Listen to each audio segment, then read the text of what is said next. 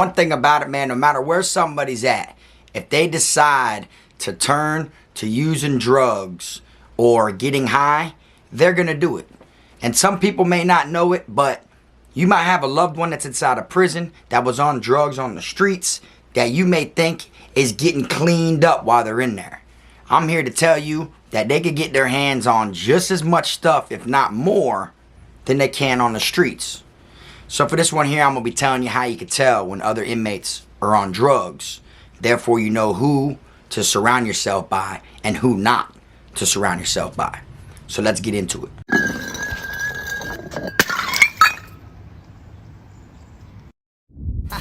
Dom the best, finna be this way till I EOS. Take it how you want, nigga, yeah, I'm a pro. Fuck around and bust your lot while you're at Vizzo. I hate to be this way, but I live for the moment. Waking up every day, show me an opponent. Shanks on deck, hitting bitch with locks. So much pool, I can even start you from the box. You don't wanna pay rent, got me bent. Got lax on deck, your money was well spent. Vultures on the prowl, so don't try testing. Step 2 comes violent, first steps finessing. You a hold down man, suitcase this. My cell phone, I'm a charger, don't walk with a limp. Get it knocked off or missing, you gon' get it. Next time I see you ass, you gon' leave airlifted. What's up, y'all? You already know, man. Kfrog TV back in the building. Y'all go ahead and do me that solid favor, man. Make sure you hit that like, subscribe button, and also make sure you hit the notification bell so you can see it first. Welcome back, y'all. Today I'm going to be talking about how you can tell when other inmates are on drugs. Therefore, you don't find yourself wrapped up around the wrong people when you're incarcerated, okay? Now, like I said in the intro, people may think that their loved ones get clean when they go up the road. It's possible. Some can, you know what I'm saying? But a lot of them don't. All right, I'm just being real with you. And a lot of people who are actually, you know, not on drugs on the streets actually turn to drugs when they're locked up, try to find it as an excuse to cope with the time that they got to knock out and give to the system. All right, now being around these type of people, you know, can put you in harm's way. All right, what I mean by this is in prison, whoever your circle is, whoever you surround yourself with, their problems will end up being your problem. All right, so if they get into it with somebody, or somebody wants their head, or they're a target, whatever it is, and you're around that individual, even if it's just to get high with them, their problem can become your problem. All right, so I'm gonna break it down and let you know a couple signs that I remember to where I could tell when an inmate was on drugs when I was locked up. All right, now everybody knows when you're locked up, people tell you whatever, okay? They will sit there and they will tell you they were the biggest shot caller on the streets. They were the biggest money-making trap star in the world. They had several cars, houses, all that.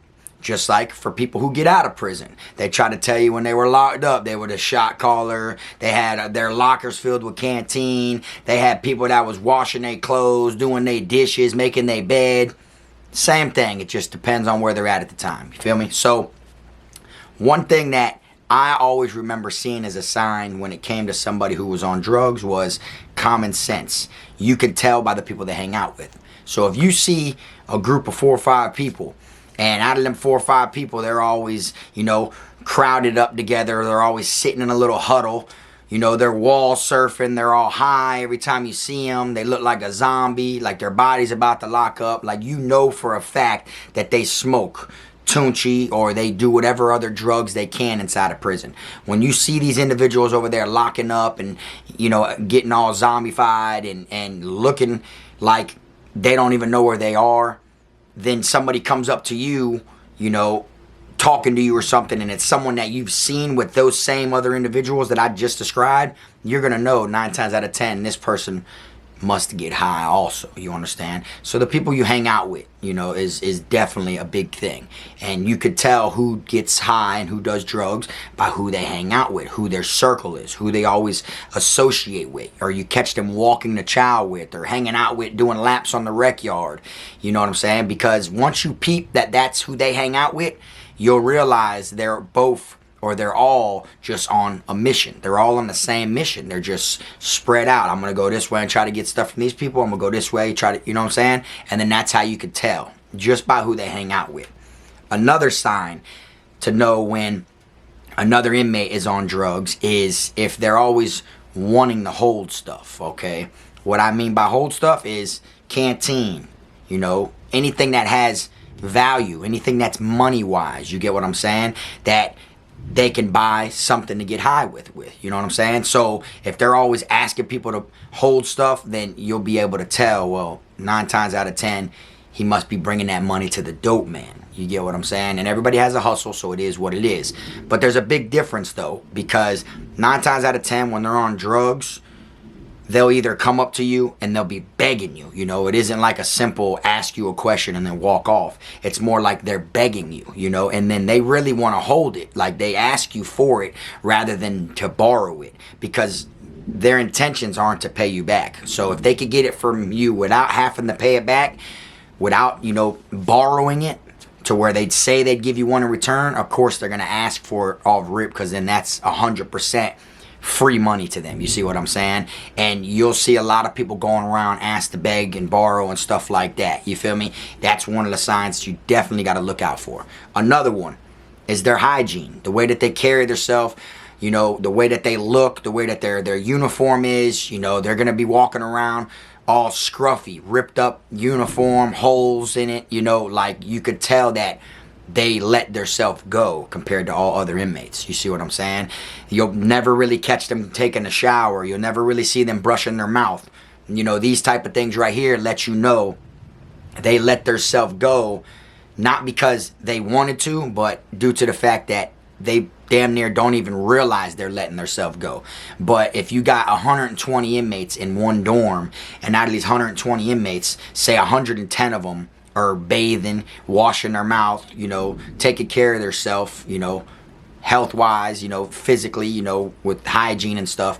When you see 10 of them that are on drugs that don't do all that stuff, don't bathe and everything like that, they stand out. You get what I'm saying? You can tell that this inmate's got to be on something to let himself look this horrible right now. You see what I'm saying? That's another sign that, you know, you got to always take into consideration to know that inmate's probably on drugs, all right? Now, like I said, there's so many different ways that you could tell. For instance, if it's somebody you know that, you know, if you see them hit the canteen window a lot, if you see them, you know, hit the canteen and come back with a whole canteen bag filled up. So they got about $100 in that bag. You know, it wouldn't matter if they had 50 in the bag. But to say they got a big duffel bag, and every time you see them come back and forth from the canteen window within a day or two, you know, they're walking around asking people to borrow shit. And you might be that person that they asked to hold something. You see? So if you seen him hit canteen 2 days ago when you hit canteen, and now he's coming and he's asking you to hold the soup, first thing comes to your mind is, where'd all your money go? You feel me? And you could tell, because the people that do get high inside of prison, boy, they run through their shit like this. I've seen people put money in other people's accounts and go have them hit the window the same day they hit the window and have like $300, $400 worth. You know what I'm saying? And just be 2-3 days go by, boom, boom. You know, the little that they have left over, they might munch on 1 or 2 things or just celebrate. You know what I'm saying? But then after that, they don't even want to eat. They want to get high more. You see what I'm saying? These are the things that you got to watch out for, so you can tell that this person right here is either trying to get off on you, or, you know, they're just hanging out with you because you got money, or they're seeing what they can get from you, you know, and 9 times out of 10, they're not going to keep it real with you. You feel me? If you ask them straight up, if they don't know you like that, of course, they're going to try to lie and tell you, nah, they don't get high, they don't this, they don't that, they don't, etc., etc. And the next thing you know, you're going to see them over there riding a wall, high as a kite, can't even walk straight. Need the wall to help them stand up. You see, these are the type of things that you got to peep and observe. Because I've seen plenty of people on the streets on drugs, okay? But in prison, it's different because, you know, there's nowhere for them to go.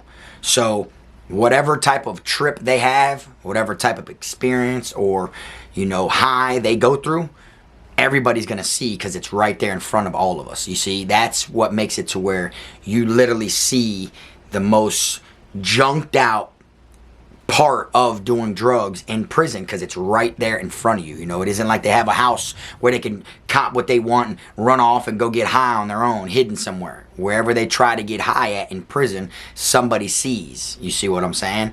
And these are a couple signs that you can, you know, pay attention to help yourself from, you know, being around these type of people, unless you're one of the people that want to get high. You see what I'm saying? The only time that I would want to hang out with a person who is like that is if I was the one that was supplying the stuff to them. Because then, of course, I'm going to get all the money out of them. So it's for my benefit. You know, that's how it's supposed to be if, you know, you're on the hustling end. But as far as if you're on the end that likes to get high just like they do, you're going to find yourself going broke, because them same people that are your friends in there are going to try to talk you out of what you got and try to talk you into getting them high all the time. So that's less you're going to have yourself. You feel me? This another sign right here when it comes to when you can tell when somebody is on drugs inside of prison is you'll see them going around, right? Not only asking to hold stuff, you know, and not only hanging out with the wrong crowd of other people who get high, but you'll see them being skeptical where it looks like they're avoiding certain people. And who them people are that they're avoiding are other people that get high. They're friends, because 9 times out of 10, everybody who does drugs that, you know, wants to get high and enjoy it, you know, they try to hide it from the other people that do it. You see what I'm saying? So they don't want to share. You feel me? I'm pretty sure everybody's seen somebody like that before. You know, one person will come up to you and get something and say, don't let such and such know I came and got this from you. And then that person that they're talking about will come get something from you and say, don't let such and such know, you know, I came and got this from you. And really, they're both hiding it from each other. You see what I'm saying? That's how it normally is. Or one will ask you, has the other one came to you today? Or have you heard from such and such since then? You know, they try to step on each other's toes and try to figure out what's going on, because they don't want the other one getting high without them. But then when they get it, they'll try as hard as they can to hide it to get high without the other person. You see, these are the type of things you got to look out for. You get what I'm saying? And if you do find yourself hanging out with somebody that does like to get high, all I can tell you is watch your shit. You know what I'm saying? Watch your belongings. You know, it might not be something you notice right away. It might just be something real small, you know, something that you might not even think about. You know what I'm saying? And then after a while, it could turn into more bigger things. And before you know it, you might think it's somebody else. And really it's, you know, someone who is doing drugs. You feel me? Because that's one monkey that's on people's backs that they can't shake. You know what I'm saying? And you got people that literally go up the road away from their family, make their family think that they're in danger 24/7 to get their family to send money in there just so they can get high. You feel me? And then they'll come home and they'll walk around on the streets and act like they're sober, like they were, you know, holding it down up the road, like they didn't have no problems, or like they're clean now. And the whole time, really, prison's just such a messed up place that they were literally up the road getting high the entire time they were gone. You see what I'm saying? These are the things you got to look out for. You feel me? You got to look at the fact how you'll see somebody. You could see it in their face expressions, their energy, the way they walk and talk and act. You could tell if that person is high right now. You understand? It's like a cokehead on the streets when they're talking and their jaw swinging because their shit's all numb and everything. You feel me? You could tell. After seeing and observing and witnessing this shit firsthand over and over again, you're going to eventually be able to tell who's on it without them even telling you. You'll just be able to peep and observe. You know what I'm saying? And then, of course, you got them people that want to rush you for stuff. You know, if you got someone that's coming up to you and they're trying to buy a couple sacks of Tunchi, or they're trying to buy some Molly, or they're trying to buy, you know, whatever it is from you while you're in prison, you could tell when it's really theirs, because they'll try to lie and say it's for someone else, but they'll be hassling you. You know, they'll keep on talking about it. They'll keep on hitting you up every second about it, asking you about, like, you could tell they're fiending for it, but they swear it's for somebody else. You see what I'm saying? They'll give you every story in the book. They'll tell you it belongs to someone that's down there and they're just really need it because they're about to get transferred or this and that. And, you know, they'll make up a whole scenario just to try to speed up the process for you to go ahead and, you know, break them off or whatever it is. You see, you got to look for these type of things, because the same person that you might think is your dog, you know, can still be your dog, but at the same time, if he's lying to you about doing drugs, there's a reason for it. You know, he may be ashamed, but then again, you better hope it's because he's ashamed rather than the fact that he's just trying to get over on you. You see what I'm saying? Because one thing about it, man, you can never trust somebody who's not in their right state of mind. You feel me? Those are the type of people that you got to look out for. You know what I'm saying? People do what they don't mean to do when they're chasing habits. And you will see that in prison. You could see somebody that you knew from the streets that's a stand-up person on the streets that doesn't do drugs, but they don't know how to do their time other than being high. So now up the road, they look like a full-blown junkie.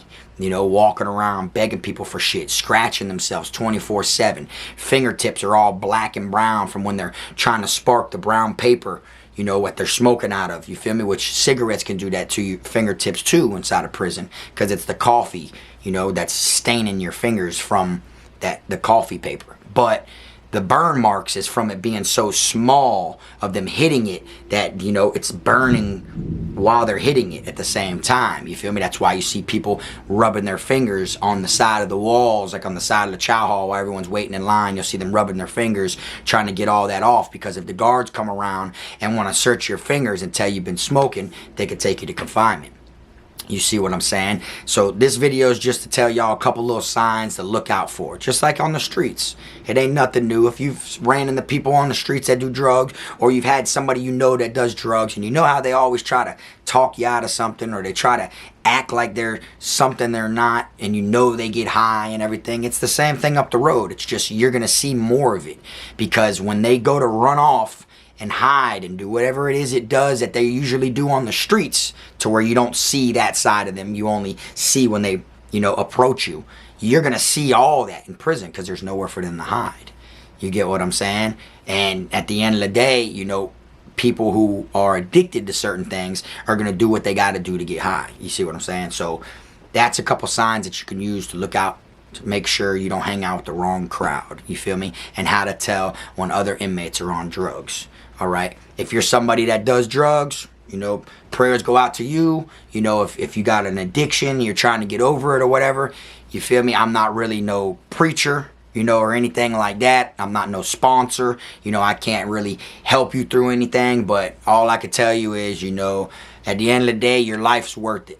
You feel me? So just hope you don't do something too much one day and it ends up leading down, you know, to that dark road to where you can't turn back, and then, you know, flatline. You feel me? That's the only thing I can really say.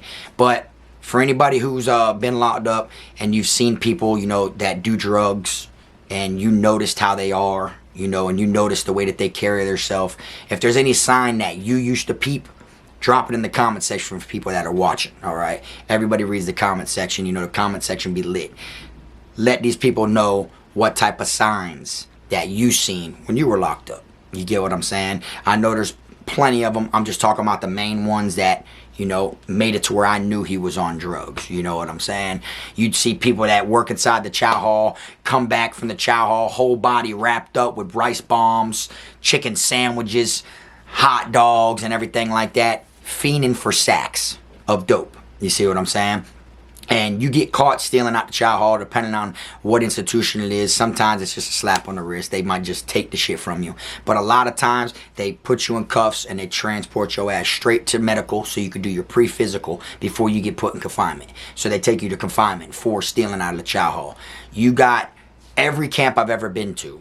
You got people that smoke, that get high, that want some sacks of dope, that want to get, you know, blitzed, that literally hope to get the job in the kitchen, which is the #1 slave job there is. You know, a lot of people don't like to work in the kitchen, and a lot of people do like to work in the kitchen. It all really depends. But a lot of people want the kitchen because they have no other income, no other way to get money, no nothing, and then that's their hustle. You feel me? But it's different if you're selling sandwiches and rice bombs and shit like that just to get some canteen put in your locker. You feel me? But then again, it's like, shit, we cut that out and go straight to the dope man with the rice bombs. Whoever wants extra trays, extra food. And that's what a lot of people do, is they hope to get put in the kitchen just so they can get a free hustle. And then they'll take the risk of coming back from the chow hall with all this different stuff. And a lot of dope boys that are really still dope boys in prison, a lot of them don't go to chow. You know what I'm saying? A lot of them will skip that shit. So you might have meat and rice for lunch today, but you know, one of the dudes that want to get high is going to come back with some fried rice with hot dogs cut up in it and shit, and they're going to come back, and then that means they took their time cooking that shit, you feel me, to make it more flavorful, more souped up, you know what I'm saying?